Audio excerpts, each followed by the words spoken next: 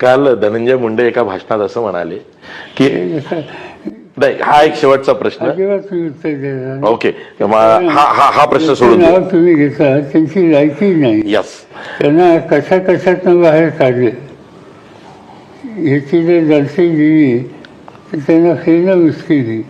एकंदर त्यांनी केलेले उद्योग ह्या सगळ्या गोष्टी मी आता बोलू इच्छित नाही. आणि त्यांना एक लहान कुटुंबाचा, लहान समाजाचा एक उदयलोक तरुण दिसतो, म्हणून त्यांना हाताला धरून विरोधी पक्ष नेत्याची जबाबदारी दिली. लोकांची नाराजी होती आणि हे सगळं माहीत असताना सुद्धा ते आता माझ्या व्यक्तिगत हल्ले करायला लागले, कुटुंबावर हल्ले करायला लागले. त्याच्यावर मी आता भाष्य करणार नाही. आज शेवटचा त्यांच्याबद्दलचा उल्लेख या माझ्याकडे होईल.